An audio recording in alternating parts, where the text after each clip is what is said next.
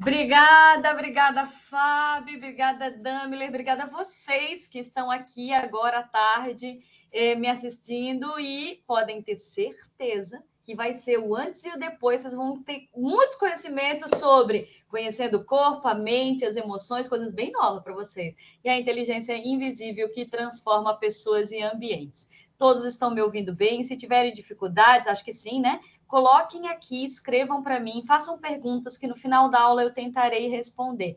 Ô, Fábio, uma pergunta que não quer calar. Eu vou começar às 2h20. Eu posso terminar às 3h20? Tudo certo, Fá. Perguntar não ofende, né? Perguntar. Não! Então vamos lá, gente, vamos lá. Eu começo com uma pergunta, já vou me apresentar para vocês.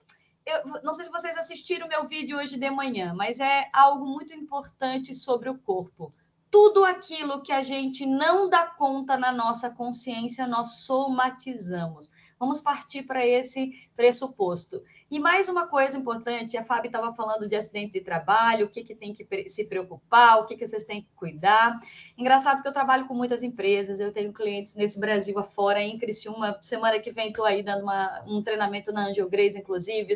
2 semanas atrás estávamos na UFO. Dei uma palestra na Nova Veneza, que é onde fica Daimler, né? Há 2 semanas atrás. E é muito comum, os acidentes de trabalho está muito relacionado. Eu não acredito muito em acidente de trabalho, por acaso, não acredito. E sempre está relacionado com alguma coisa que geralmente, que é o que eu vou falar para vocês, porque a gente não atrai o que a gente quer, a gente atrai o que a gente é e o que a gente vibra no nosso corpo. Ou seja, cada acidente de trabalho tem um propósito por trás dele.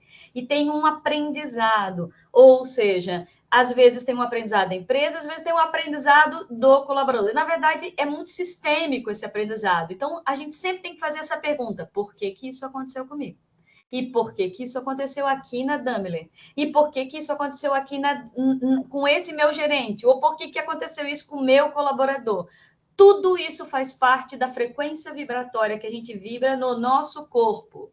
Porque se eu estou o tempo inteiro com raiva, irritada, com alguém que trabalha comigo, eu estou vibrando nisso. Lembra do Enneagrama? Se eu estou o tempo inteiro com medo, com meu orgulho ferido, já que eu sou 2, ou com a minha luxúria, e eu estou vibrando nessa frequência, eu vou, isso já é comprovado cientificamente, eu vou criar essa frequência dentro da minha unidade. E automaticamente as pessoas vão sentir isso. Então, eu não acredito que acidente de trabalho é por acaso. Sempre tem um olhar para todos os lados, tanto para a empresa, quanto para o colaborador, como para o gerente. Então, mas nós vamos falar um pouco disso e nós vamos falar também sobre o quanto a gente somatiza. E o quanto o nosso corpo é importante também para a nossa, em relação ao nosso tipo do enneagrama, em relação às nossas emoções, as nossas relações, tudo isso nós vamos colocar aqui. Bom, gente, eu sou uma psicoterapeuta somática. Alguém sabe o que é isso? Coloca no chat para mim. Psicoterapia somática, eu fiz uma formação há 28 anos atrás e foram 10 anos estudando o corpo, a mente e as emoções. Meu marido é a mesma coisa, o Márcio Schultz. E eu tenho várias formações, né? Fundadora da Associação Brasileira de Enneagrama, CEO hoje do Instituto Renove, mas eu vou falar nesses 2 papéis, sou mentora de executivos e líderes, mas eu vou falar sobre a psiquiatria positiva e a psicoterapia somática. O que é a psicologia somática? A psicoterapia somática fala que tudo aquilo que a gente não dá conta da nossa consciência, a gente vai somatizando. Exemplo, se eu tenho muito medo, eu vou produzir muita adrenalina, que automaticamente eu posso fazer uma síndrome do pânico. Se eu tenho muita raiva, eu vou produzir muita tensão e automaticamente eu vou produzir muito cortisol, que é o estresse, e eu vou ter isso aqui duro, eu posso ter bruxismo, eu posso uma série de coisas, posso ter gastrite. Se eu tenho amor, eu vou produzir ocitocina, e a ocitocina vai me dar um relaxamento, que é o hormônio mais poderoso. As mulheres que, quando têm filhos, elas têm uma descarga de ocitocina na hora do parto, por isso que não tem tanta dor quanto deveria ter. Então, a psicoterapia somática, ai, meu Deus, vou ler uma azeitona. A psicoterapia somática, ela fala que as nossas emoções, elas estão vivenciando no nosso corpo o tempo inteiro. Não existe possibilidade de você ter um pensamento sem a participação do teu cérebro límbico, que são as tuas emoções. Nosso cérebro tem 3 divisões. O centro emocional, que é o límbico, o centro teórico, que é o neocórtex, e o centro ativo, que é o reptiliano. Então, tudo que você está pensando, você está emitindo uma emoção, teu corpo vai sentir isso. E a psiquiatria positiva, que foi um curso que eu fiz pela Universidade de Sydney, há uns 3 anos atrás, que fala sobre curando depressão e ansiedade, que tem a ver com o mal do século, né?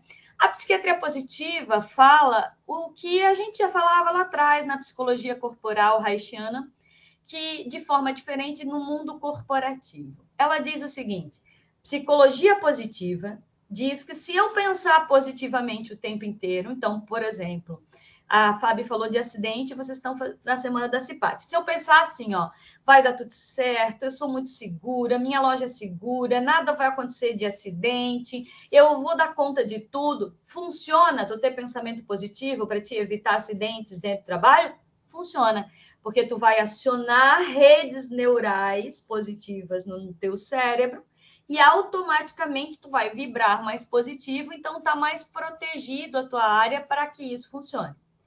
Só que se você tem trauma, como esses dias eu estava num cliente nosso que tem fábrica e um dos funcionários desse diretor perdeu a perna, perdeu a perna na máquina lá. Então, foi um trauma, aquilo ali foi um trauma terrível para a diretora de RH, para o diretor de produção, para o gerente, para o supervisor. A pessoa nunca mais vai poder ter a sua própria perna por algo de um acidente de trabalho. Então, por mais que esse gerente diga, aqui está tudo certo, nós estamos seguros, nós vamos estar não sei o quê, ele tem um trauma que alguém perdeu a perna por causa de uma negligência de segurança. E o que essa pessoa vai estar? Se essa pessoa não cura o trauma, e se ela for um tipo 6 do Enneagrama, ela pode ser um 8, pode ser um 2, não importa. Se ela não lida com isso bem, não aliviou a sua culpa, não fez determinada coisa, o que vai acontecer? Ela vai estar sempre vibrando, cuidado, isso aqui vai dar errado, esse aqui eu não confio. Ela vai vibrar no trauma. Compreendido, gente?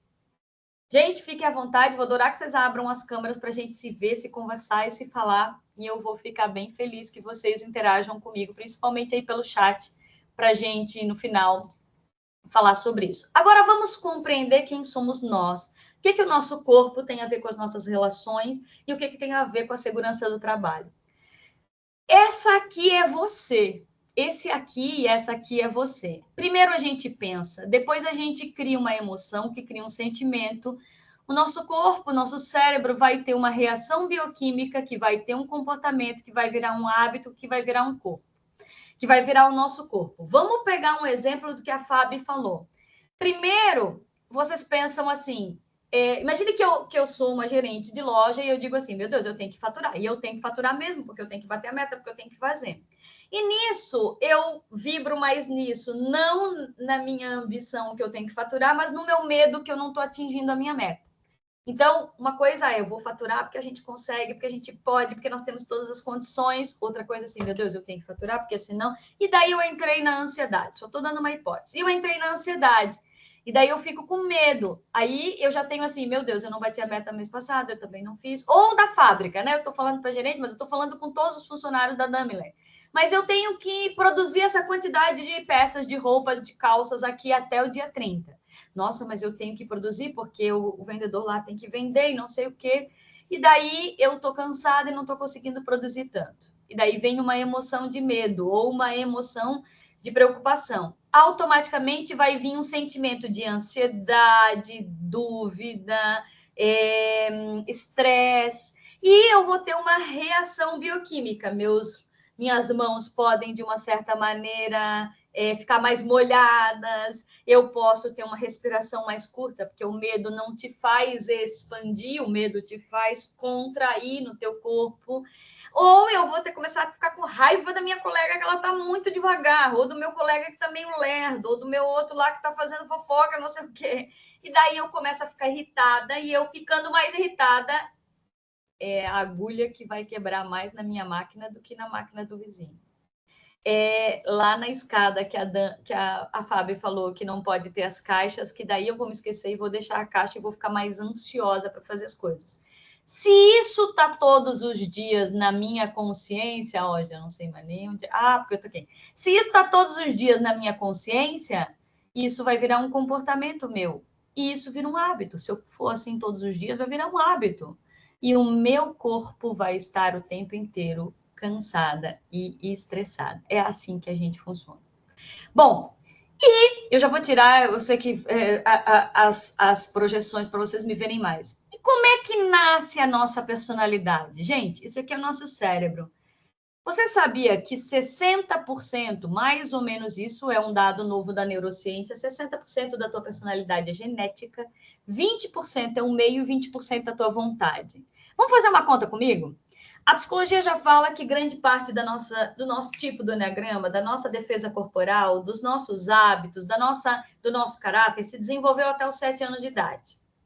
Então, até os 7 anos de idade, a tua formação da tua personalidade, ela estava meio que praticamente meio pronta. Vai se desenvolver até o dia que você morrer. A gente está em desenvolvimento da personalidade. Mas o tipo do enneagrama vai mudar? Não vai mudar. A minha defesa física muda? Não, dá um ajustinho, mas tu não vai mudar totalmente o teu corpo e a tua defesa física.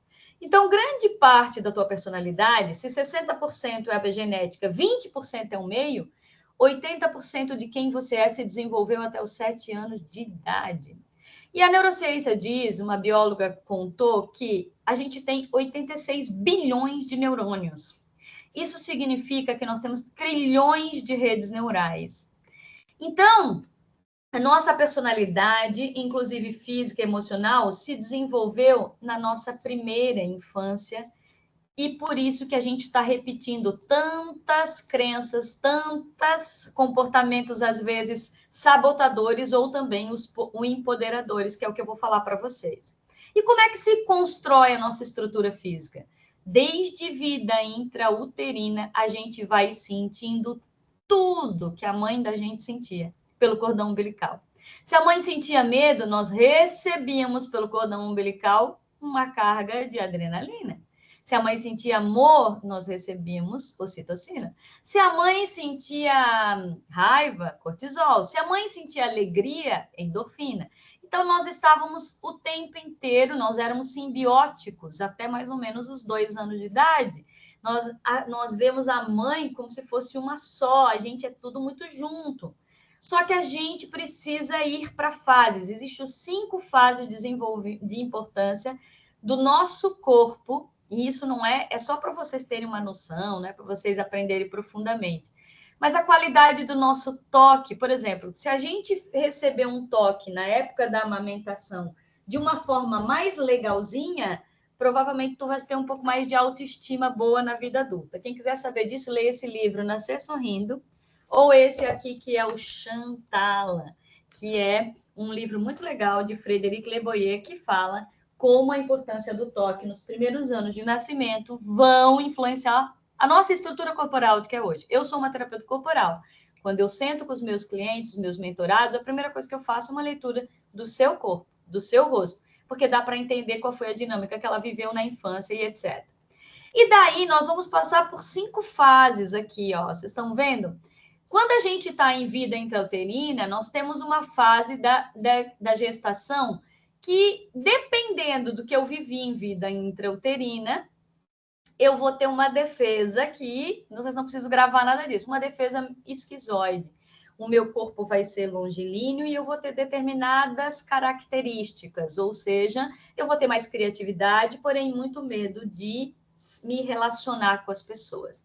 Quem tem muitos registros de trauma de vida intrauterina, né? Eu fui diretora de casa lá, Luz do Caminho, crianças que são a mãe usa crack até o último dia, são retiradas e tal. Então, quem tem dificuldades lá de vida intrauterina, automaticamente vai ter uma estrutura corporal diferente. Vão ter, que nem o enneagrama, características positivas e características também negativas. Em seguida, a gente naturalmente tem que ir para a fase seguinte, que é a fase da oralidade, a fase da amamentação, como eu mostrei para vocês. Para vocês terem uma ideia, o bebê, ele procura naturalmente o seio da mãe para se alimentar e etc. O ideal é uma criança mamar até os 9 anos de idade na nossa metodologia, que é a terapia corporal haitiana. Por quê? Quando a criança começa a criar dentinho, ela já diz assim, mamãe, eu já estou forte para ir para a vida e eu já posso comer carninha. Muitas mães e muitos pais, às vezes, querem dar de mamar até os 4, 5 anos. Quanto mais prolonga essa amamentação, mais simbiótica a criança fica com a mãe e mais dificuldades na vida adulta ela vai ter dessa separação e autonomia. Por quê? Porque no momento biologicamente do nosso corpo, que ele está preparado para ele seguir em seguida na fase adiante, que é a fase da troca de fraldas, da criança começa a parar de engatinhar e começar a andar, ela está ainda muito apegada à sua mãe. Coincidentemente, antes de vocês, eu dei uma mentoria para uma empresária, que é instrutora nossa lá de outra cidade. E ela estava me dizendo que um dos seus filhos mamou até os 2 anos de idade, e é porque ela estava me contando vários comportamentos dele, ele fica com a mulher e separa, ele não sei o quê, ele briga muito com a mãe. Eu disse, ele foi um mimado demais? Quanto tempo você deu de mamar? Ela, assim, 2 anos. Aí ela disse, Fabrício, então é isso mesmo, ele faz exatamente o que você está falando. Porque a criança ficou frustrada porque quanto mais demora para tirar o mamar, mais a criança quer. Então, ela ficou com uma frustração bem registrada no subconsciente.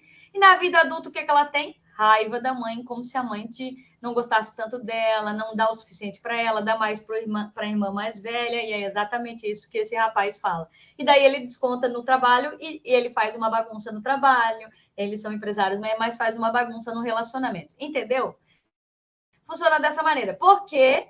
Porque tem registro na fase oral. Como é que a gente vê isso? Para vocês terem uma ideia como isso influencia as relações, inclusive os relacionamentos de vocês. Depois da fase oral, vem a fase que a gente chama que é a fase masoquista. Então, quem tem oralidade satisfeita tem muita amorosidade, porém tem muito ódio, muita raiva quando briga, fica com ódio mortal, quer matar outra pessoa, é vingativo e etc.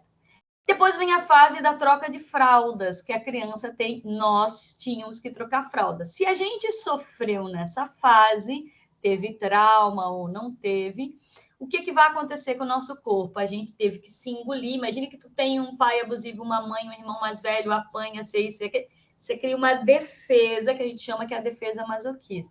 Tudo isso vai se mostrar em comportamento no trabalho hoje em dia, né?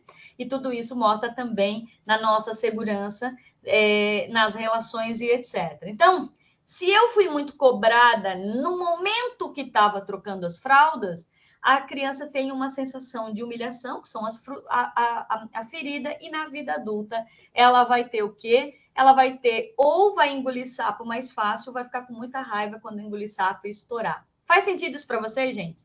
Dá para a gente ver no corpo. Dá para a gente ver no corpo das pessoas. Quem tem pouco pescoço, não tem muitas curvas, tem uma gordura mais dura, tem uma situação que viveu na vida da infância muito mais rigidez. É uma pessoa que aguenta muito tranco para dar conta no dia a dia do trabalho, só que quando estoura com muito mais raiva e automaticamente e às vezes é uma pessoa que você tem que cuidar, porque ela pode, né, passar do seu limite daquilo que ela pode dar. Depois vem a fase genital infantil, que é a fase da rigidez, que a gente chama da sexualidade, quando a criança já está com 3, 4 anos, 3 a 5 anos de idade, que é a fase mais rígida, que a criança diz assim, deixa que eu visto o que eu quero, eu vou fazer o que eu quero, nananana.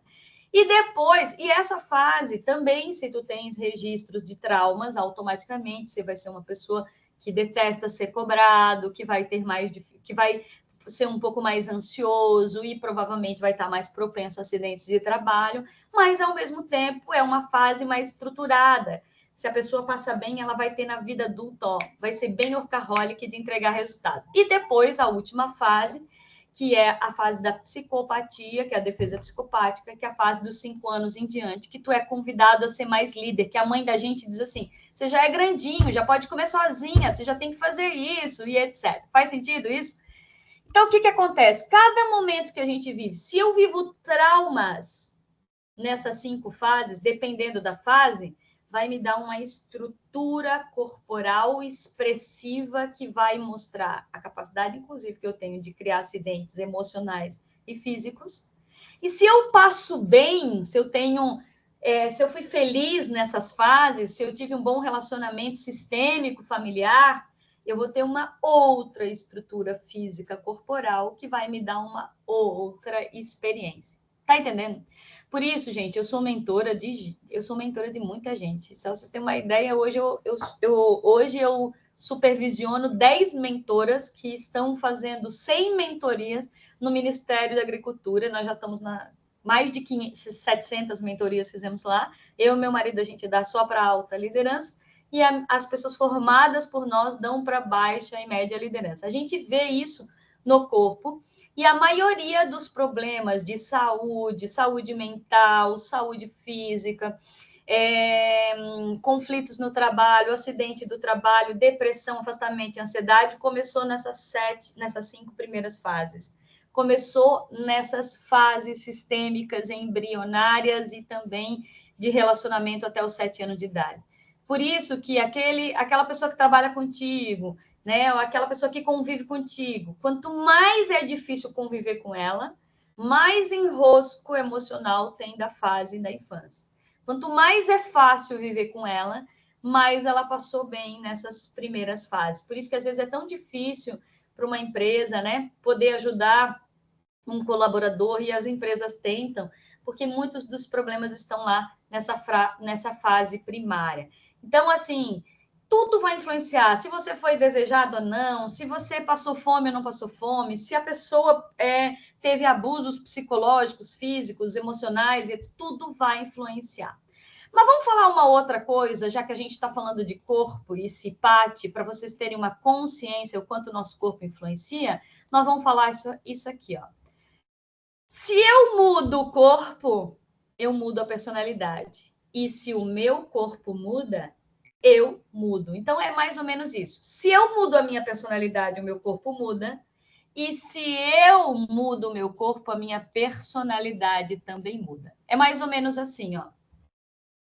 Se eu tenho um corpo que está assim, sedentário, para baixo, eu estou sempre com os meus ombros mais assim, eu vou ter uma atitude, uma postura em relação à vida de desistência, eu vou ter de medo, de falta de enfrentamento.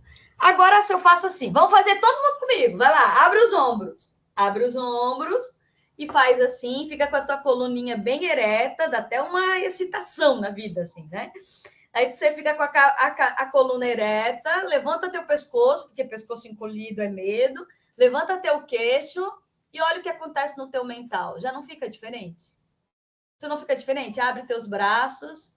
Agora faz assim, ó, com a coluna reta. Tu tem uma sensação de empoderamento.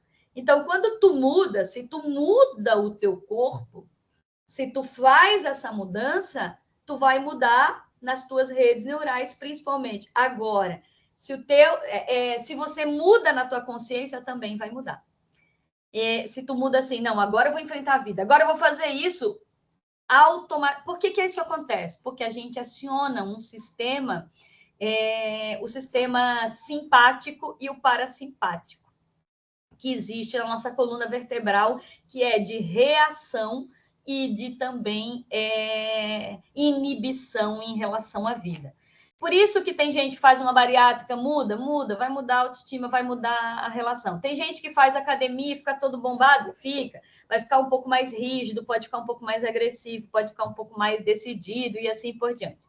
Vamos entender uma outra coisa que acontece no nosso corpo que é muito importante para vocês entenderem. Vamos fazendo perguntas. Não estou fazendo perguntas, provavelmente vocês já entenderam tudo, né? Ó, agora que eu estou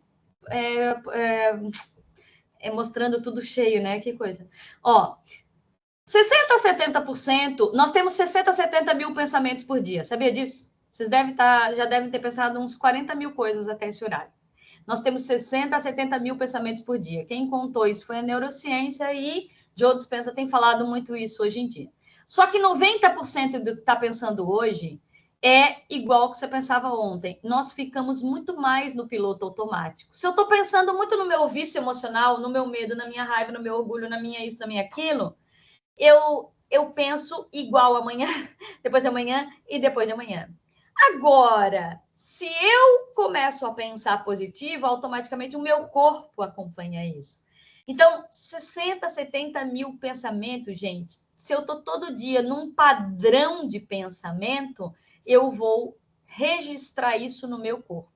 Se eu penso todo dia que a vida é uma luta, eu vou registrar a ansiedade e respiração ofegante. E por que que isso é desse jeito? Porque nós só ficamos conscientes apenas 5% do dia, 95% nós estamos no piloto automático. Isso significa, se eu tenho 60 mil a 70 mil pensamentos, 90% só coisa ruim, amanhã eu estou pensando coisa ruim, o meu corpo vai sentir isso, o meu baço vai sentir medo, o meu corpo, a minha garganta vai sentir. Funciona dessa maneira. Deixa eu contar uma coisa para vocês. Há um tempo atrás, eu tive um dissabor com uma das pessoas que trabalhou comigo. E eu nunca tive processo trabalhista, estou 30 anos no mercado, tenho, graças a Deus, utilizo isso que a gente ensina nas empresas, né? E tem muita gente que já deixou de trabalhar, voltou a trabalhar comigo. Nesse momento mesmo, eu já abracei umas 3 de volta. E uma pessoa saiu, ficou só 3 meses, era um cargo muito alto, assim, e saiu falando mal de mim, na reunião comigo, falou algumas coisas. Eu sou professora de liderança humanizada, e essa pessoa disse, não, mas de humanizada você não tem nada. Aí eu deixei aquela pessoa falar, porque ela precisava, mas quando ela falou humanizada, meu Deus, eu me sinto tão orgulho de ser tão humanizada com as pessoas, aquilo me pegou aqui. Mas eu pensei, eu não vou falar, porque essa pessoa precisa desabafar, ela está doendo no orgulho dela, ela não conseguiu performar, ela está saindo antes da hora, e eu não vou falar, e se eu falar, eu posso criar um problema que eu não quero brincar disso, que é brigar com essa pessoa depois, né? Na justiça. Daí eu segurei. Só que no que eu segurei e ouvi um monte de coisa que não tinha a ver comigo, 2 semanas depois eu fui para os Estados Unidos dar uma palestra. Eu fiquei sem voz. Eu passei. Primeiro, eu fiquei sem voz. Em seguida, eu tive dor de garganta. Depois, eu fiz uma amidalite. Depois, eu gastei 2 meses de fono porque eu não tinha voz. E eu tinha um monte de palestra para dar. Sabe o que é um monte de palestra para dar? Cheguei para os Estados Unidos, a minha voz estava rouca, não falhava, eu usava um monte de coisa e nada passava. Aí fui em 3 otorrinos, um deles disse, vamos ter que fazer uma ressonância, que talvez tenha que fazer uma cirurgia, porque eu já tenho um calo nas cordas vocais há muitos anos. Eu disse, ó, para aí, cirurgia eu não vou fazer não, porque eu sei que o que eu preciso é do que eu ensino. Eu preciso botar essa raiva para fora. Eu preciso expressar o quanto isso aqui está aqui. E eu não posso expressar para aquela pessoa que saiu da minha empresa, porque ela nem ia dar conta, nem entender, e eu ia criar um problema muito mais caro do que eu já tinha gasto com fono, com otorrino e etc. Então, o que eu fiz? Eu ensino nos meus cursos, e se vocês quiserem, eu vou mandar para vocês, se a Fábio me autorizar, eu vou mandar para vocês, para que vocês façam. Toda vez que a gente tem raiva de alguém, tristeza, porque as pessoas vão te machucar. E você vai machucar as pessoas. Não é a gente pensar que a gente é tão bonzinho assim. Eu, nesse momento, decepcionei. Ele pensava que eu ia aceitar muito mais, sem me posicionar. Eu também machuquei essa pessoa. Não pude absolver ele sem dar resultado e etc. Então, as pessoas vão te machucar e você também vai machucar os outros. Só que muitas vezes a gente não pode se expressar. Quantas vezes tu tem um cliente que te detona e você não pode falar nada? Quantas vezes você tem uma, né? Só que aquilo que a gente não fala e ficou com raiva, a gente somatiza. Só que a gente não pode jogar no cliente, no colega de trabalho, porque vai ter que trabalhar com ele 5 anos, não pode jogar no chefe, porque depende do emprego, a gente não pode jogar não sei o quê. Daí a gente sai somatizando. Então, o que a gente tem que fazer? E a gente fica com aqueles 60 mil pensamentos remoendo do tipo assim, mas que bruxa má, que bruaca, que não sei o quê. Esse aí é um... Eu nem vou falar os palavrões manezinhos que existem aqui. Eu sou de Florianópolis, gente, então não vou nem falar. Eu não tenho assédio. Mas a gente fica jogando na nossa cabeça, que vai jogando na nossa corrente sanguínea, que vai jogando no nosso corpo, e daí a gente joga o veneno do outro, pensando que o outro vai morrer, e a gente morre envenenado aos pouquinhos e vira estatística de saúde mental, de depressão e de ansiedade. O que eu fiz? Eu escrevi uma carta em 4 passos e eu sugiro que vocês façam uma carta grande, eu posso mandar para vocês de presente. É uma carta onde eu escrevo primeiro a raiva que eu senti, e eu botei, quando eu fui, eu escrevi de canetinhas coloridas, peguei minhas canetinhas coloridas, escrevi assim, escrevi 28 itens de raiva. Olha quanta raiva estava aqui. Por isso que eu estava usando própolis, não adiantava porcaria nenhuma própolis, né? Porque era só pegar a caneta e mandar para a cucuia tudo que eu sentia aqui. Por quê? O nosso ego infantil fica ferido. Eu escrevi. Segunda coisa, passou a raiva, tu escreve tudo. Sabe aquilo que tu precisava ter dito e não disse, não pode dizer para qualquer pessoa. Papai, para mãe, para marido, para chefe, para isso, para aquilo. Escrevi. Fui para o passo 2. Quando passou a raiva, eu disse, pronto, tá aliviado. Fui para o passo 2. Como é que eu me senti? Aí eu escrevi, me senti enganada, me senti traída, me senti roubada, me senti invalidada, me senti enganada, me senti desconsiderada, me senti diminuída, me senti burra por ter contratado essa pessoa, me senti... E daí tinha mais 30 coisas. Eu disse, putas que grilo! Agora eu entendi por que eu precisava fazer ressonância. Terceira coisa foi, depois que tu escreve toda a raiva e como você se sentiu, você vai para o terceiro passo, agradecer. Porque por que a gente não consegue também dizer as coisas, às vezes, para as pessoas? Porque a gente também tem que agradecer. Peraí, mas eu tenho alguma coisa para agradecer. Eu vou agradecer esse cliente, porque esse cliente foi grosso comigo para mostrar o quanto eu estou vibrando negativo e quanto eu estou com dificuldade de me posicionar. Esse meu colega está fazendo isso comigo porque está na hora de eu me posicionar com meu filho, ou com meu irmão, ou com a minha mãe, e eu não consigo, então eu estou sendo treinada para me posicionar aqui, que vai ser mais fácil. Isso aqui está acontecendo comigo porque eu pensei, então tu sempre tem para agradecer. Eu agradeci um monte de coisa. Ele ter pedido demissão e eu não precisar ter demitido ele. Ele ter saído antes da hora. Eu agradeci ele ter me mostrado que eu realmente estava errado, que eu precisava era de uma outra pessoa, uma outra estrutura para trabalhar comigo. Eu agradeci tanta coisa, mas eu só consegui agradecer depois de ter passado a raiva dos... Não foi 28, foi 30 e poucos, cada um, 30 e poucos ódios que eu botei no meu papel. E, por último, eu tenho que decretar, eu decreto de agora em diante que essa história não vai mais fazer. Tanto que não faz, que eu consigo falar aqui para vocês sem ter raiva da pessoa. Não faz, no momento ele fez. Fez tão mal que eu adoeci. Mas hoje eu consigo falar dessa história, por quê? Porque eu ressignifiquei nos meus 60, 70 mil pensamentos. Nós temos isso é ego adulto. Nós temos que fazer isso. Alguém né? Nós temos que fazer isso para que a gente possa ter um ego adulto, tá, gente? Então, como é que funciona o nosso corpo, as nossas emoções e as nossas histórias? E eu vou deixar mais uma coisa para vocês compreenderem. Qual é a tua história? Como é que você via o teu pai e a tua mãe dentro da tua casa? Qual era a dinâmica da tua casa familiar? Porque a dinâmica familiar te deu uma postura física. Se tu tinha muito insegurança psicológica, como eu tenho uma cliente que teve abuso físico do pai, abuso psicológico da mãe, abuso sexual do irmão, a dinâmica dela era de angústia, de medo, de calar-se, a voz dela é baixa, ela até hoje treme na hora de falar. Por quê? Porque ela teve uma dinâmica assustadora. Então, o corpo dela está viciado desde a infância de falar baixo, de respeitar a autoridade, então ela foi muito machucada.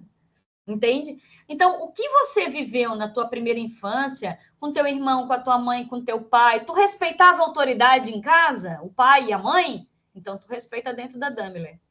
Tu não respeitava? Um monte de colaborador hoje em dia bate de frente com o seu pai, bate de frente com a sua mãe em casa, né? Briga com o pai, briga com a mãe, briga com o pai. Vamos lá. E a mãe diz, tadinho, deixa, teu pai não vale nada, teu pai é um zero à esquerda. Aí o que ele vai chegar no trabalho? Ele vai bater de frente com os chefes, principalmente se o chefe for homem.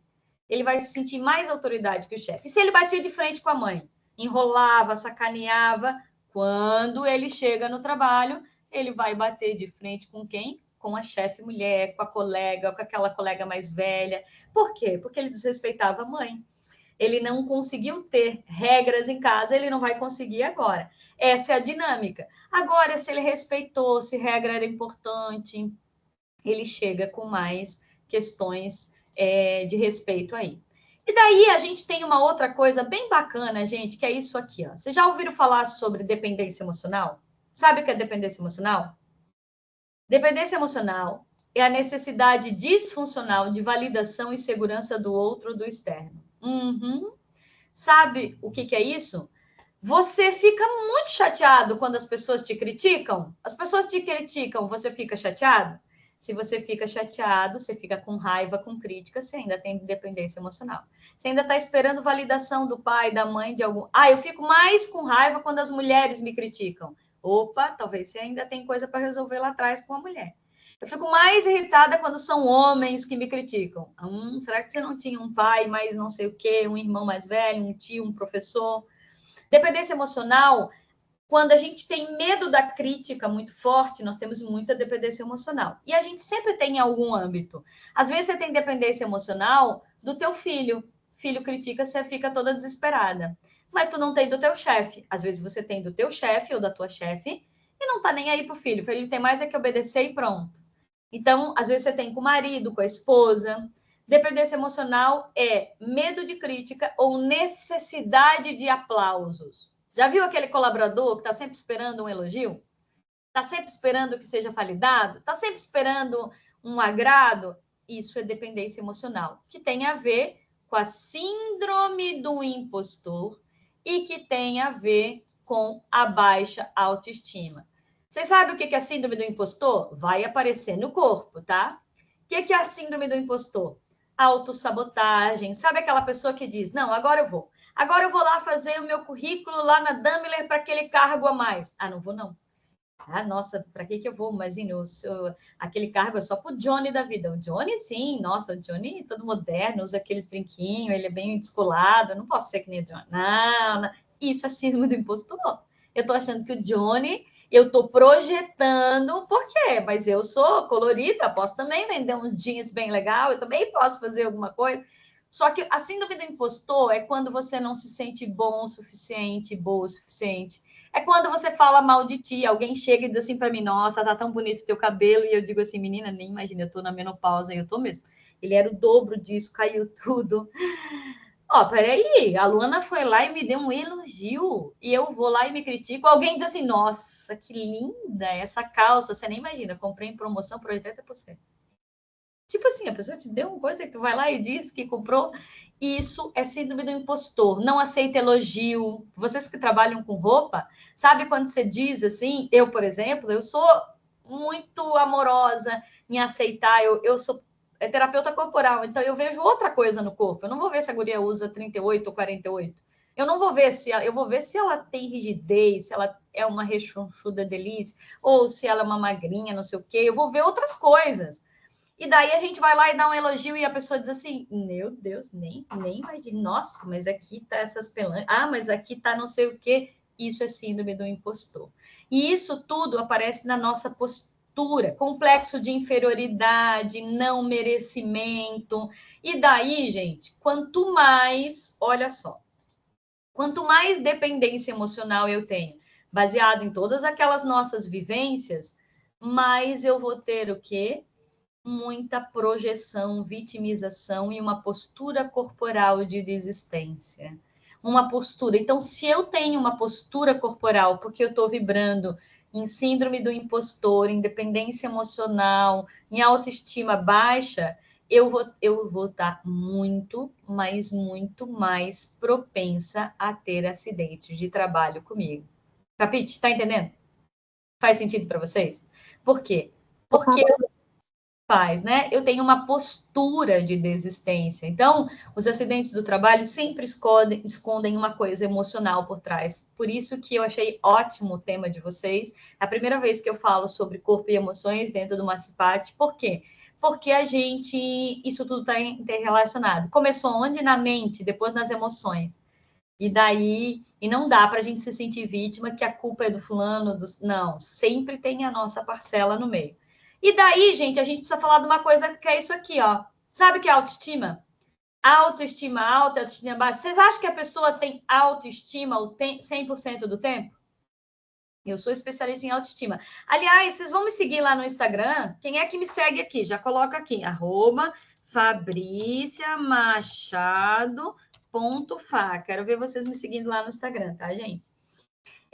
Quem é que já tá, depois eu vou te responder. O Matheus está perguntando, Fabrícia, na sua opinião, como podemos equilibrar a dependência emocional na necessidade de aprovação com a necessidade de feedback positivo? Opa, muito legal essa pergunta, hein, Matheus? Mas a Damilé tinha que me dar mais 1 hora para eu falar sobre isso, que é bastante complexo. Mas, vamos lá. Já que a gente vai sair de dependência emocional, eu vou dar o exemplo do Matheus. Então, como equilibrar a dependência emocional e a necessidade de aprovação com a necessidade de feedback positivo, tá? Gente, se você é líder, se você é gestor, você precisa ter um ego adulto, que é o quê? Aprender a dar feedback, aprender a validar. A psicologia positiva, Matheus, já diz que a gente precisa focar no ponto positivo do outro. Quem é o outro? O marido, por isso que o Márcio mudou o eneagrama dele para o eneagrama 3.0, que é o eneagrama da psicologia positiva, que é o eneagrama que ele fortalece falar primeiro das suas qualidades e competências.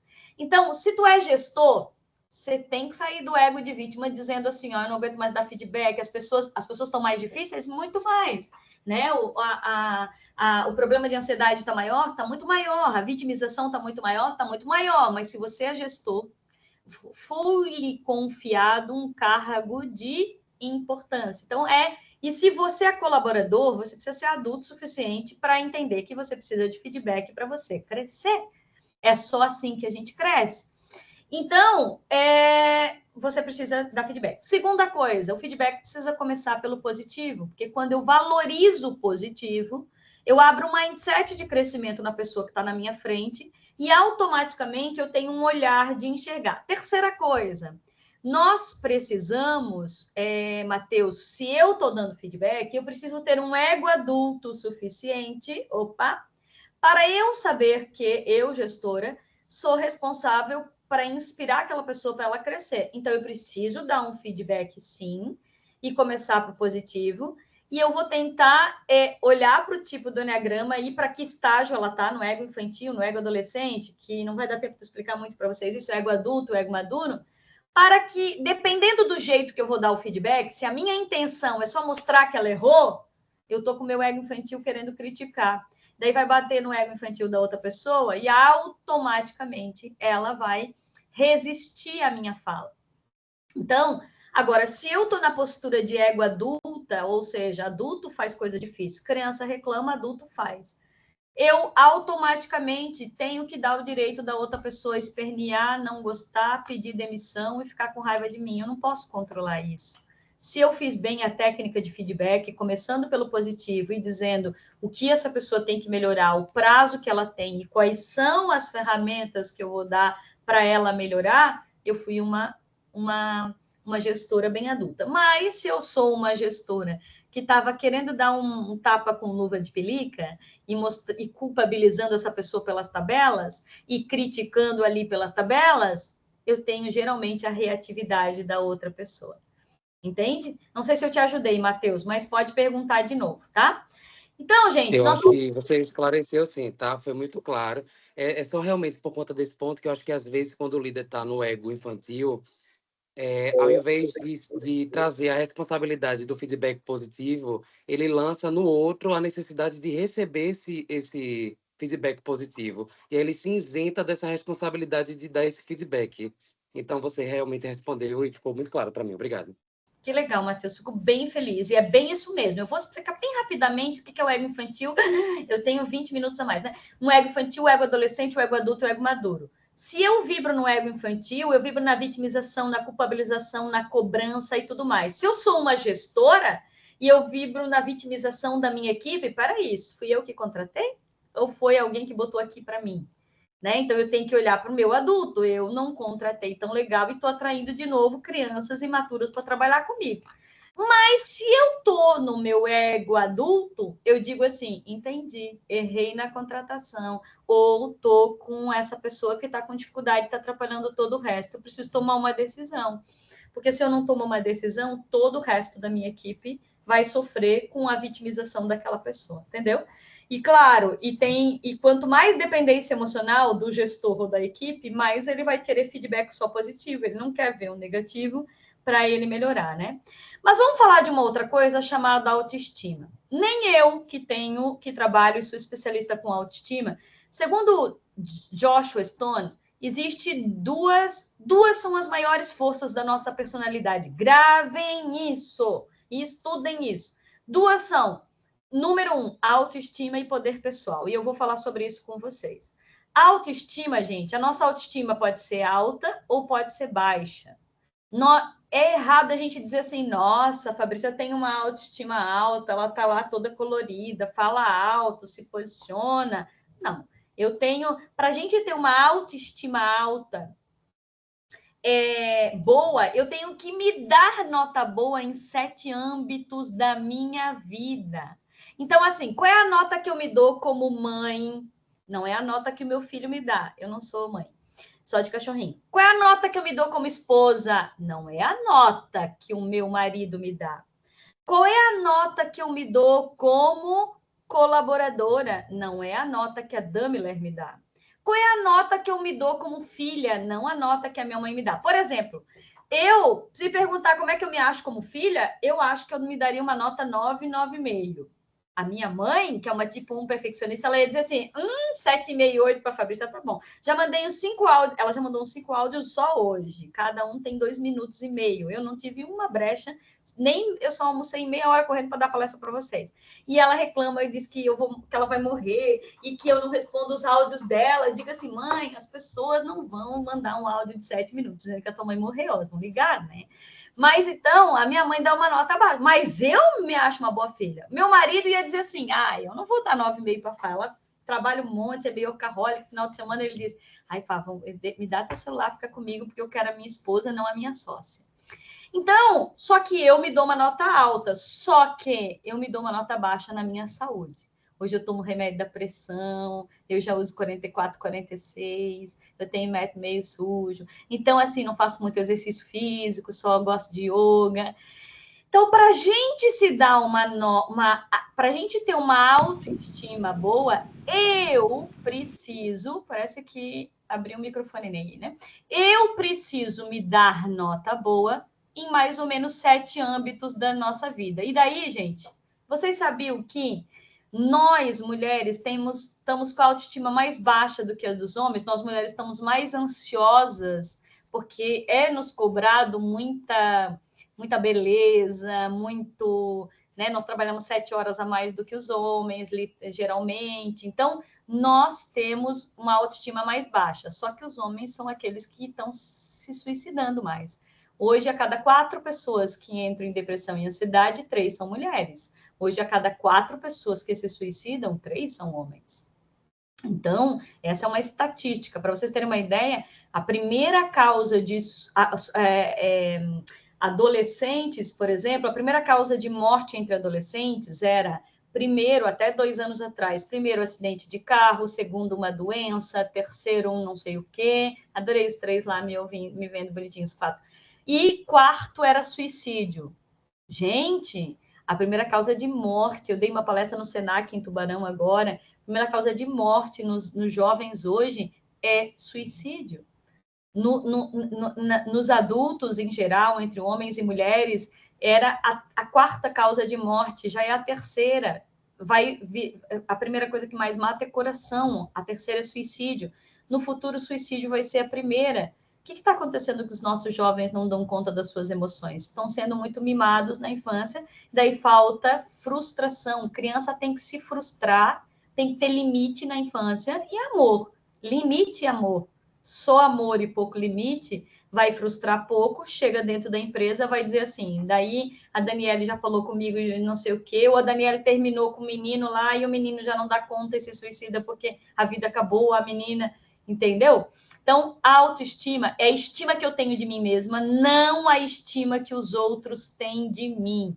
E agora, e o quanto isso influencia? Se eu tenho a minha autoestima baixa, gente, se eu penso de mim, se eu estou mal comigo, se eu não me valido, se eu me critico, se eu não me dou nota boa com dinheiro, com sendo colega, sendo filha, sendo irmã, com sexualidade, com relacionamento, com trabalho, se a minha nota é baixa, eu vou ter a minha autoestima baixa, e daí eu começo a projetar nos outros. E o que baixa a nossa autoestima? Primeiro destruidor da autoestima, vocês sabem quais são? Acreditar no que os outros falaram de você de forma pejorativa. O que você ouviu na infância que diziam que foi horrível? O que você dizia? Essa menina não vai dar nada na vida, esse guri aí, meu Deus, é feio, ninguém vai querer casar com ele, isso aí é não sei o quê. O que disseram para ti na tua infância que você ouviu, que você acreditou? O que te disseram no último relacionamento, no último trabalho que você trabalhou? Isso é uma das coisas que mais baixa a nossa autoestima. Segunda coisa que baixa a nossa autoestima e que vai mostrar no nosso corpo, decepções, perdas, frustrações, culpa, amor, dinheiro, saúde. Gente, quem já não perdeu uma quantidade de dinheiro? Eu quase quebrei em 2015. Eu baixei minha autoestima como gestora totalmente. Quando eu entrei na menopausa, eu tô com 51 anos, né? Aos 48 eu entrei na menopausa. E eu sou muito alegre, graças a Deus, o Márcio gosta dessa minha alegria, mas o que aconteceu? Eu chorava de manhã, ria de tarde e brigava de noite. Todos os dias era assim. E daí, só que todo dia eu ria, mas todo dia eu também chorava. E daí eu não entendia como eu estava. Só que eu ia para o psiquiatra, geralmente, o Márcio me pediu para eu ir para o psiquiatra, eu nunca tinha ido. E daí eu chegava na hora do psiquiatra que eu estava rindo. E quando eu chegava na hora da risada, nunca me medicaram nada. Só que eu automaticamente comecei a perceber, depois eu não dormia, eu dormia meia-noite, acordava às 2 da manhã com o olho acordado, como se eu tivesse tomado um balde de café, porque o cortisol estava lá em cima. Então, eu comecei a baixar a minha autoestima, eu comecei a ficar com medo, porque eu comecei a ficar insegura. Mas, às vezes, é com culpa, né? Você machucou alguém sem querer, você perdeu um relacionamento.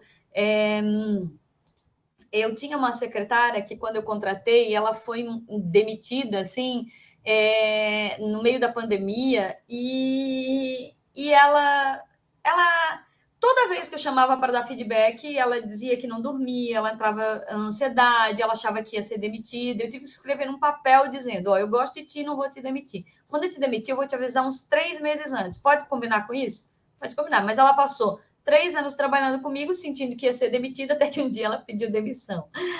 Mas eu não ia demitir, ela era muito boa, entende? Só que ela não tinha superado a sua frustração depois da sua última demissão de forma inadequada. E a última coisa que baixa a nossa autoestima são os nossos traumas, e todo mundo tem mini, médios ou grandes traumas. Vindo do quê? Abuso físico, psicológico, abandono, de negligência sexual e patrimonial. Tem gente que tem todos. Tem gente que apanhou pra caramba, tem gente que nunca apanhou. Ganhava só uns beliscões ou nunca apanhou. Tem gente que tinha muito psicológico do irmão, da mãe, do pai. Tem gente que o pai ia trabalhar, a mãe também não tinha dinheiro para babar e ficava tendo que fazer comida para os seus irmãozinhos, cuidando dos primos com 5, 6 anos de idade.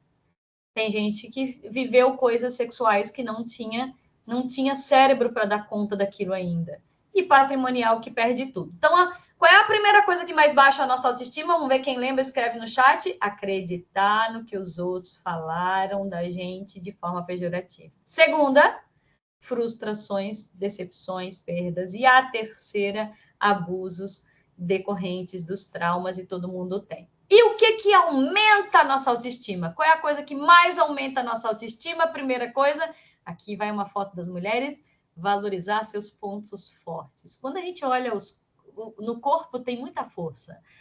Essa moça tem um seio grande, significa que ela teve bastante amor do pai masculino na infância, foi bem recebida quando ficaram felizes que ela era menina. Essa moça tem uma curvinha, ela deve ser bem competente e tal. Essa aqui tem uma boca bem forte, essa aqui também, que vai dar uma força na vida. Tudo isso está no corpo delas. Está no corpo dos homens.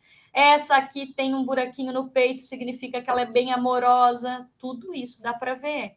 Essa aqui tem uma gordura rígida, essa aqui também é uma gordura dura, significa que essa moça dá conta do tranco. Essa tem uma gordura mais mole, significa que ela é mais amorosa, mais leve, mais isso, mas também vai ser mais rancorosa e etc. Tudo isso. Então, a primeira coisa é valorizar teus pontos fortes. O que você tem de bom? Mas eu não sei, Fabrício, o que eu tenho. Gente, nós vivemos uma epidemia de duas coisas ao contrário. Número um monte de gente que se sente muito envergonhado de se dar elogios, porque a gente cresceu, às vezes, numa família que diz assim, tu não deve se elogiar, porque gente que se elogia é exibida, porque gente que se elogia é não sei o quê. E isso é um vírus. A gente deve se elogiar sim. Quer ver quando você vai fazer uma entrevista de emprego, né? Você pergunta assim, me dá 5... ninguém mais... Empregador já nem pergunta 5 qualidades da pessoa. Por quê? Porque a pessoa demora, né? Ela diz assim, ai, meu Deus, que difícil, não é? Ela diz assim, ai, meu Deus, não sei, organizada. Ou elas usam o de praxe, perfeccionista. Só sabe dizer. Daí tu pergunta a segunda. Pelo amor de Deus, a pessoa tem 20 anos, 30 e não sabe quantas coisas boas tem. Agora tu pergunta quais são as tuas dificuldades. Coisas que você sente que tem que melhorar. Odeio a palavra defeito, que ninguém tem defeito. Aí a pessoa diz assim, eu sou chata, organizada, crítica, isso e aquilo, e vai trolando as suas negatividades. Como se fosse bonito dizer que você é um zero à esquerda. E que você é a última bolacha do pacote, não pode? Nós temos que ser adultos suficientes para dizer assim, eu, por exemplo, eu sou alegre, eu sou determinada, eu sou estudiosa, eu sou amorosa, eu sou espontânea, eu sou impetuosa, eu sou criativa, eu sou boa cozinheira, eu sou uma esposa maravilhosa. Falei um monte de coisa. Eu sou uma boa gestora, eu dou feedback. Agora, o que eu tenho de dificuldade? Eu sou meio briguenta, às vezes eu tenho orgulho ferido, eu sou muito ansiosa, eu empurro as pessoas para frente, às vezes eu passo do limite com elas, às vezes eu levanto a voz e as intimido mais do que eu gostaria de intimidar. Eu tenho um monte de coisa, eu tenho que ser adulta o suficiente para ter coragem de falar das minhas dificuldades, mas também de vender como eu sou boa. Porque eu sou a melhor pessoa para vender como eu sou boa. E vocês? Vocês têm um laudo do Enneagrama, pede para a Fábio, vamos dar para eles quem veio online a vivo o laudo todo. Fala comigo lá. Só quem está aqui, vê se a pessoa está aí vendo a gente mesmo, com a câmera desligada, enganando a gente. Aí a gente vai dar um presente para eles. Vamos dizer. Então, quem... você tem hoje a gente dar print, hein? Vou dar print aqui. Dá print, Fábio. Hoje quem tem, dá que eu vou dar para ti. Vocês têm um laudo do Enneagrama hoje que a gente vende a 79 conto, que você preenche lá e sai 35 páginas sobre as tuas forças, as tuas fragilidades, as tuas ameaças e as tuas oportunidades. Eu vou dar para 94 pessoas que estão aqui. 94, tá? Porque vieram ao vivo e vão ganhar, você vai ganhar assim, um processo terapêutico sobre você. E daí vai sair um laudo. E daí eu quero que você decore lá as suas coisas boas. Diz para o teu marido e para tua esposa, sabia que eu sou bem prestativa, sentimento de capacidade, tenho energia para isso, eu sou isso, aquilo, tu vai, gostei isso. Vamos botando oba, legal. Então, vai lá, mas também vai lá olhando as fraquezas. Eu também sou chatinha pra caramba, eu também sou meio orgulhosa, eu também tenho medo, eu também tenho isso, eu também tenho aquilo. Então, já nota quem tá aí, tá? Fábio, pra gente dar para elas, eu vou cumprir minha palavra.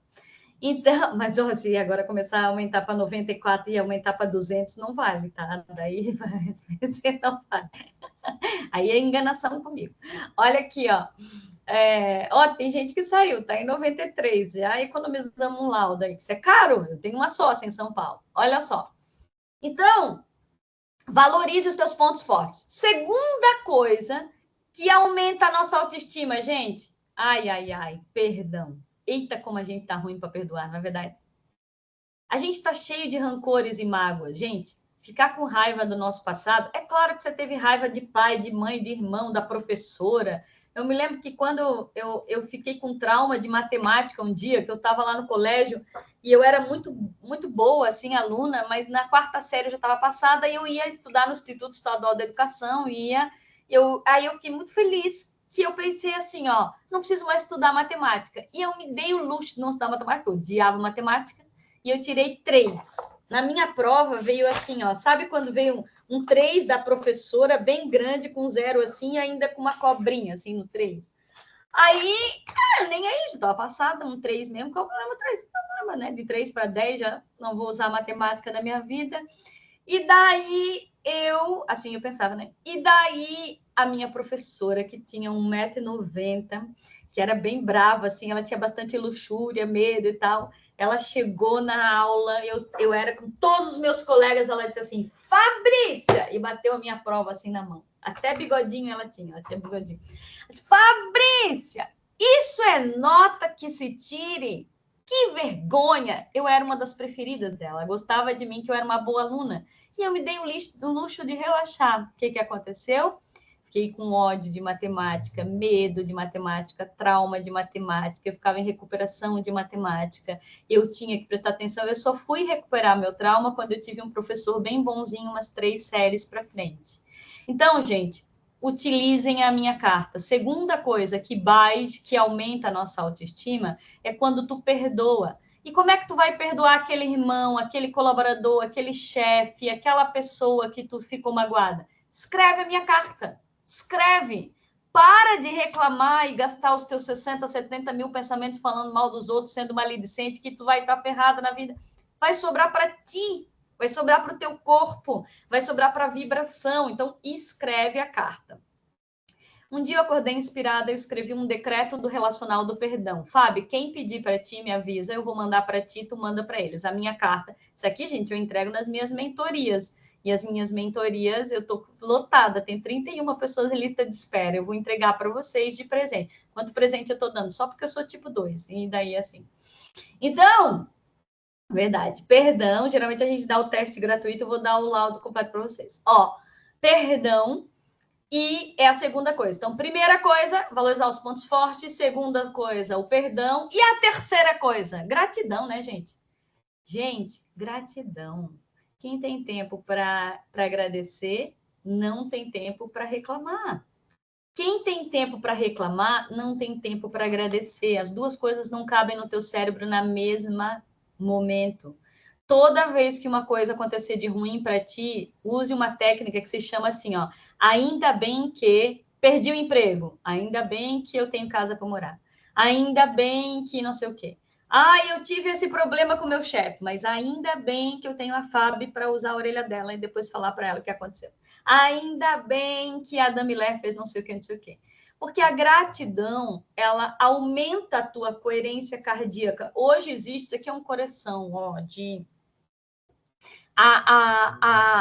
Já existe comprovação científica que nós temos impulsos eletromagnéticos no nosso coração que conversa com o nosso cérebro, ou seja, o nosso sistema cardíaco conversa com o nosso cérebro muito mais do que a gente imagina. Então, a tua capacidade de amar, eu tenho uma capacidade bem grande de amar, eu sou bem vira-lata, assim, eu digo, eu amo todo mundo, facinho, ela te ajuda a ser mais grata com a vida. Ou a gratidão aumenta a tua capacidade de amar e relevar, porque as pessoas estão cada vez mais difíceis, né? Um pouco doentes, assim.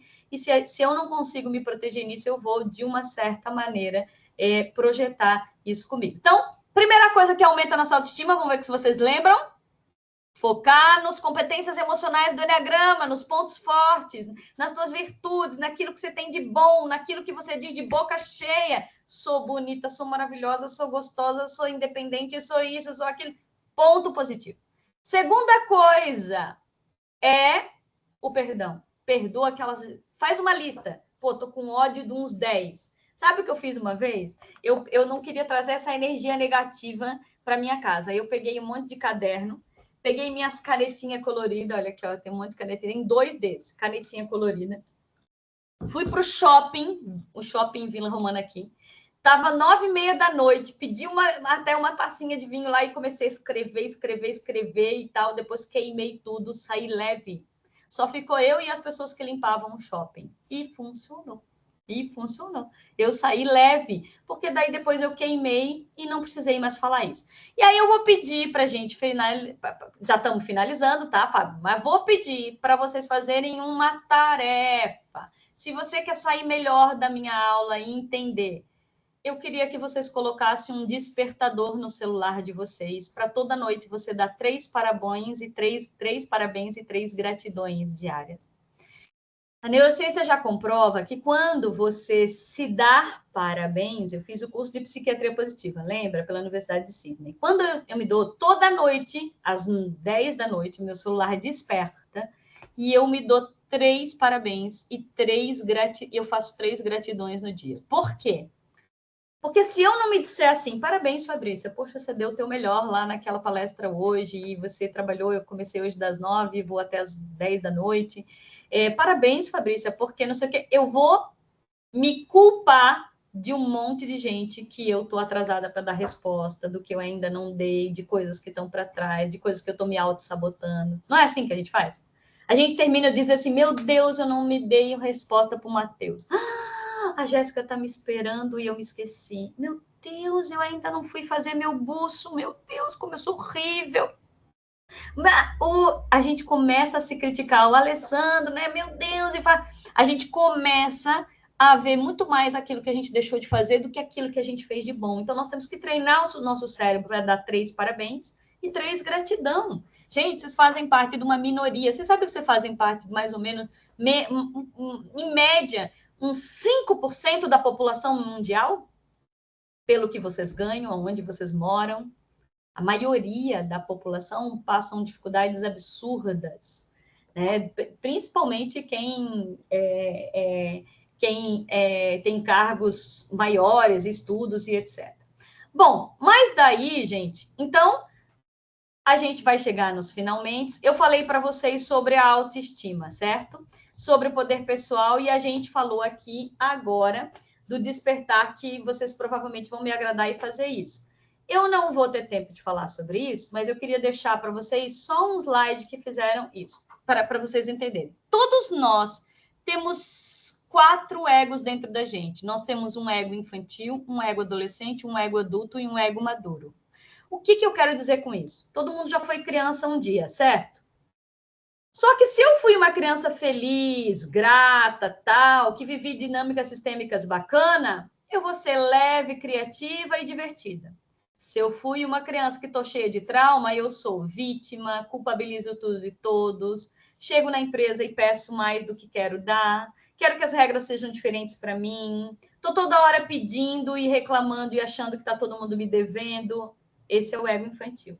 Às vezes a gente está no ego infantil no trabalho, ou no casamento, ou na família de base. A gente não está no ego infantil o tempo inteiro. É muito comum hoje, essa nova geração tem um pouco disso. Ficou magoadinho, já pede demissão, vai embora na hora. Tudo isso é ego infantil. Ego adolescente bate de frente.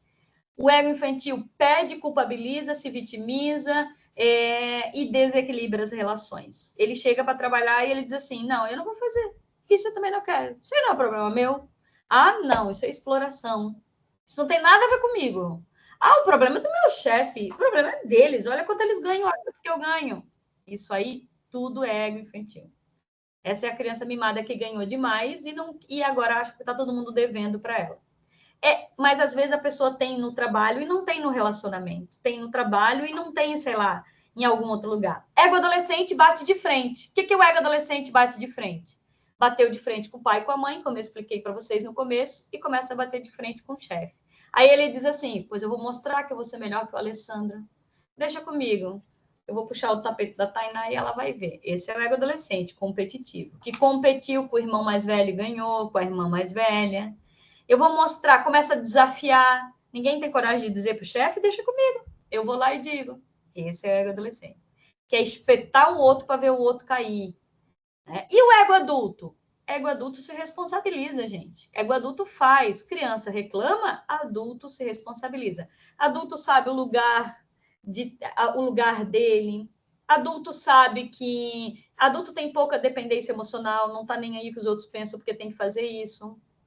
Adulto treina, adulto dá feedback. Adulto, eu não sei muito bem como eu vou fazer essa calça.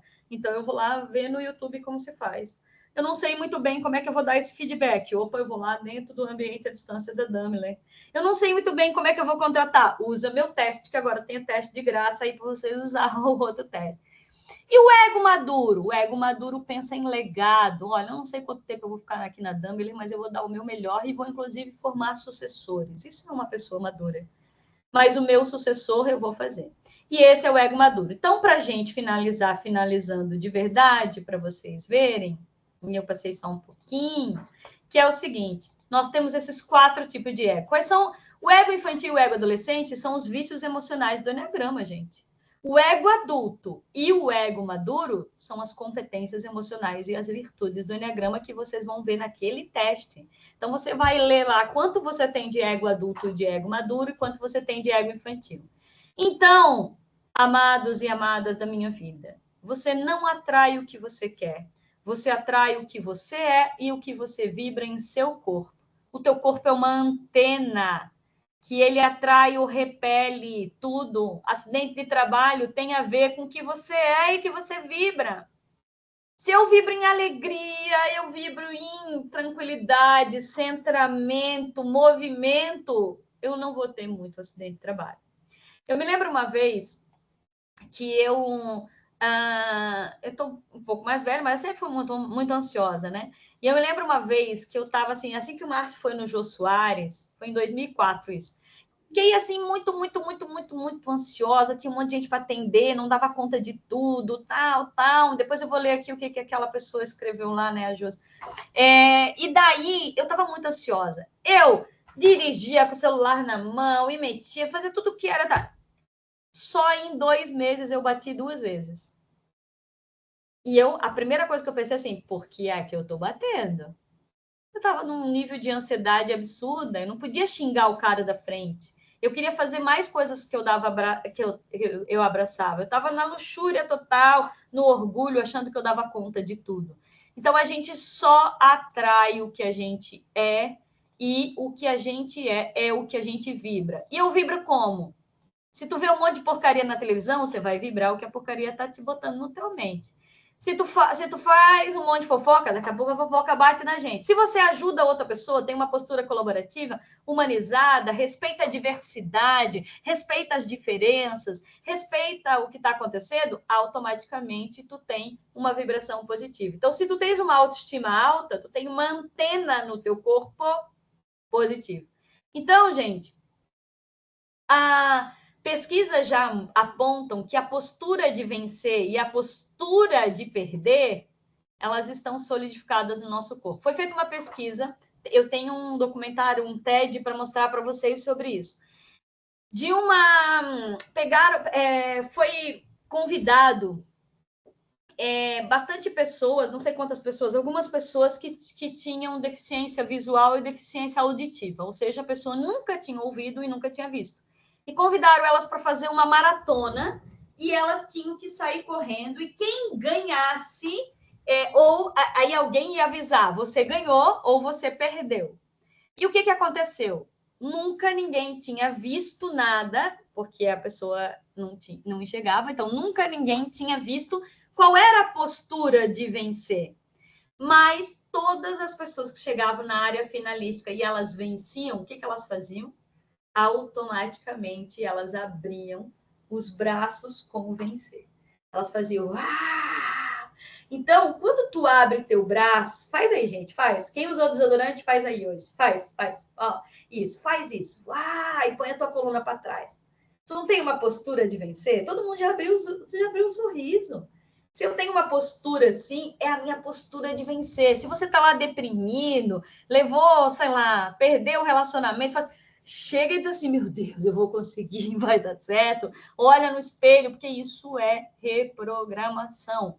Agora, se eu perco, eu estou triste, deprimido, eu vou ficar com uma posição geralmente de feto, que a gente chama que é a posição fetal.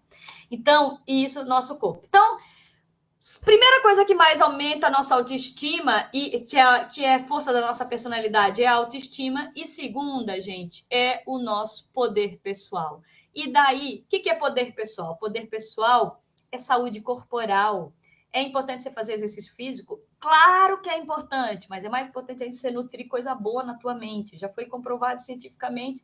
Tem gente que, sei lá, fuma e bebe, às vezes até, mas tem um pensamento. Não estou dizendo que a gente tem que não fumar, nem beber e fazer exercício físico.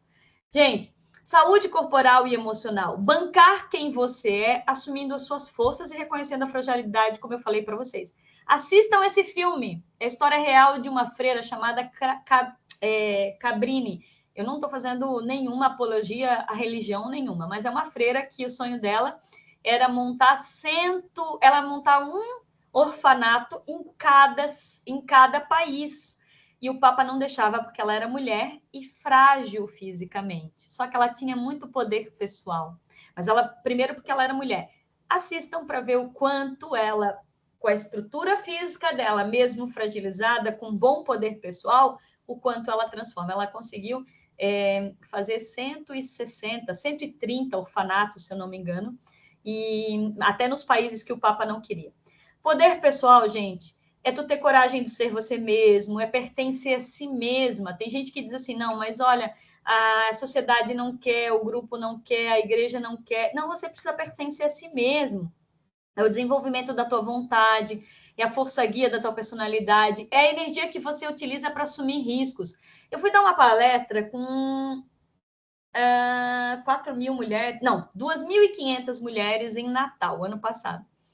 E daí, quando eu cheguei lá, quem me convidou foi um diretor do CRC. Quando eu cheguei na palestra, eu já tinha dado para 1.200, para 600, mas nunca para 2.500. Assim que eu cheguei lá, eu vi aquela quantidade de gente em Natal, eu pensei assim, meu Deus do céu, o que eu estou fazendo aqui? Daí me deu um medo, porque era tudo presidentes de todos os CRCs do Brasil inteira, e o meu poder pessoal ficou frágil. O meu corpo começou a suar as mãos, e automaticamente eu comecei a ter mais aceleração e disse assim, o que vai ser de mim? Eu ia palestrar antes, está lá no meu Instagram, eu ia palestrar antes da Giovanna Antonelli. Aí o meu amigo, no primeiro dia, disse, vamos sair para tomar um vinho e jantar? Eu disse, tá louco, eu vou para o hotel chamar meu poder pessoal. O que eu fiz? Eu fui para o hotel, botei um espelho na minha frente e comecei a dar palestra para mim mesma. E eu disse assim, peraí, mas eu sei falar disso, eu falo disso quase todo dia, dando palestra, curso, eu falo isso muito bem, eu disse. Eu sei que eu vou dar conta. Então, eu fui chamar o meu poder pessoal. Por quê? Porque o meu corpo começou a relembrar traumas das vezes que eu não fui muito bem, das vezes que eu não performei tanto bem. E daí eu fui obrigada a chamar meu poder pessoal. Então, poder pessoal é a energia que você utiliza para assumir riscos. É aquilo que você utiliza para ter coragem. É aquilo tipo assim, ó, eu vou com medo mesmo, sabe? Poder pessoal é afirmar até acreditar. Poder pessoal é quando tu tem propósito, que é sentido e significado da tua vida, pessoal e profissional. Propósito é assim, ó. Eu trabalho na Damiler para quê? Eu vou trabalhar todos os dias para quê? Se é só para pagar boleto, isso às vezes não é propósito. Isso geralmente isso pode gerar ansiedade no futuro, mas não, eu adoro vestir as pessoas, porque as pessoas estão melhorando suas autoestima, porque com a roupa da Dami Ler as pessoas têm oportunidade de não sei o quê, porque eu adoro levantar a autoestima das mulheres que vão lá na loja, porque eu faço parte das mulheres que vão usar essa calça jeans, porque quando eu estou aqui na costura, eu estou não sei o quê, porque quando eu faço a manutenção bonita aqui, eu tenho vários funcionários que estão seguros lá na ponta, tudo isso é propósito. Agora, quando diz assim, não, é porque eu tenho que pagar a faculdade do meu filho, porque eu tenho que botar comida na mesa.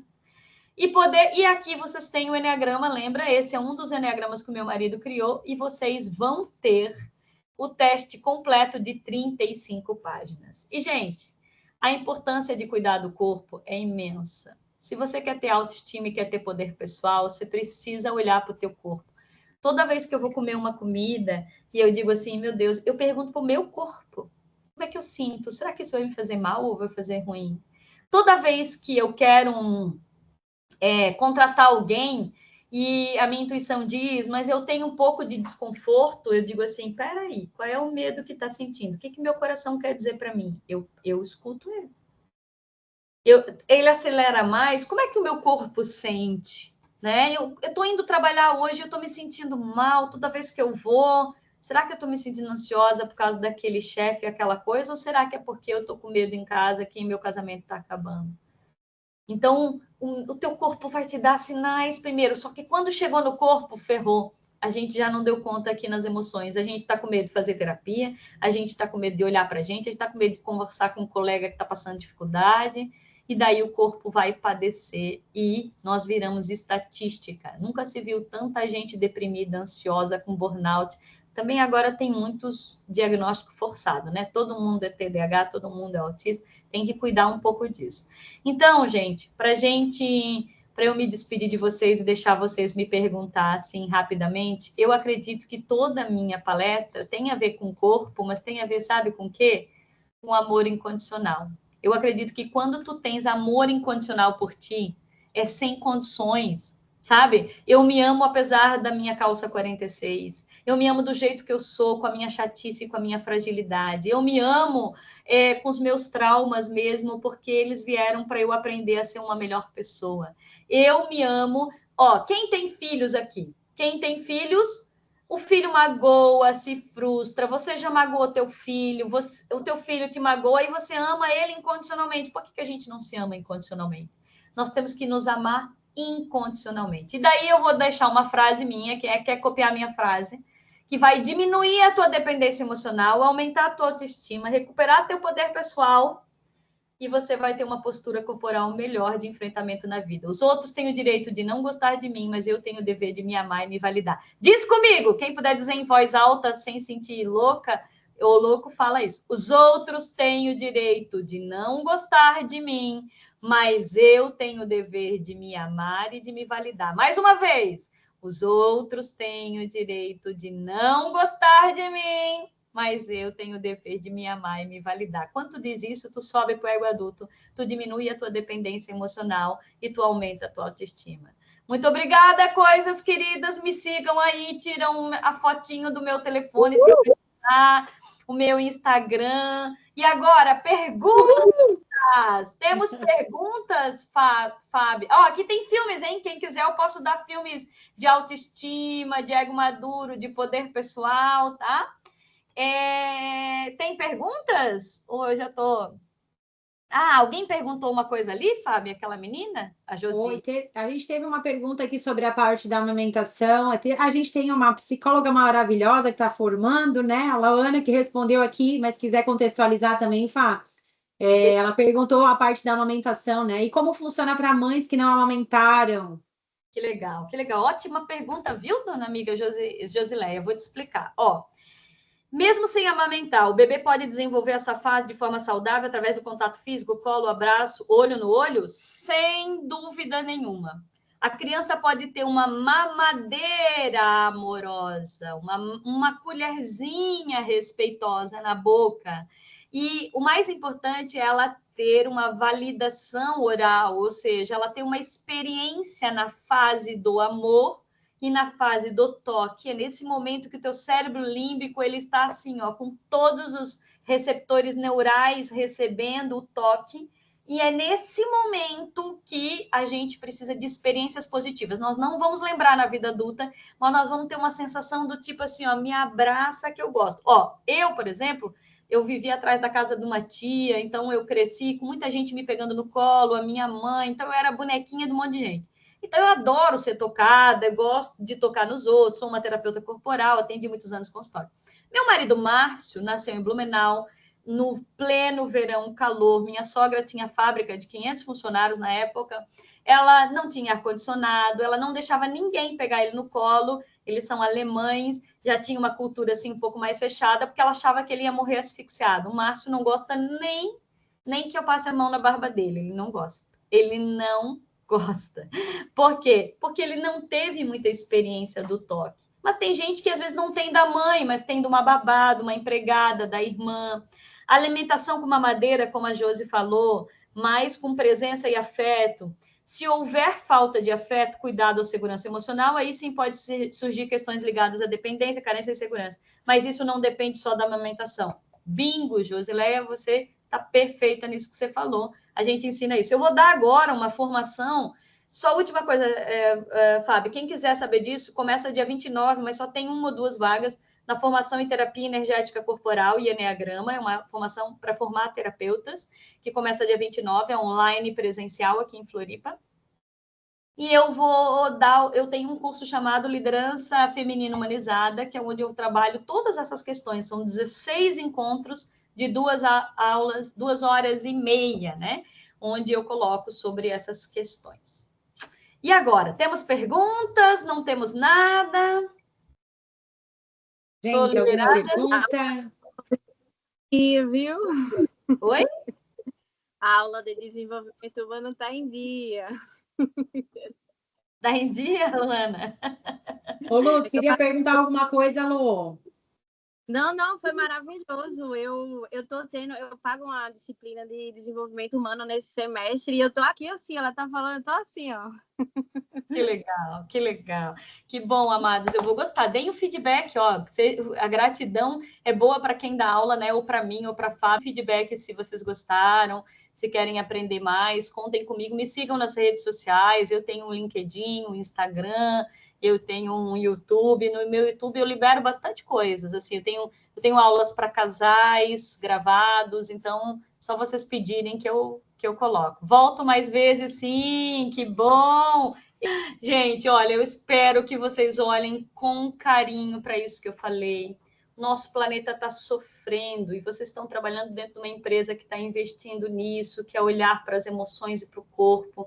As pessoas estão doídas, as pessoas estão sofridas, nós não estamos dando conta. Eu dou aula para muita gente, diretores, gerentes, é difícil para o diretor, é difícil para o diretor, é difícil para o gerente, é difícil para o coordenador, é difícil para a moça que está lá e para o moço que está lá limpando o chão da Damiler, é difícil para o presidente que tem que cuidar do dinheiro e tem que cuidar das leis. Não é fácil para ninguém, eu te garanto, porque eu escuto desde presidente de empresa, eu escuto desde assessor de ministro, eu escuto desde assessora de ministro até as pessoas que estão trabalhando no chão de fábrica, e não é fácil para ninguém. Então, quanto mais adulta eu fico, quanto mais saudável eu fico, mais o meu coração reverbera, mais eu viro um ponto de luz no planeta.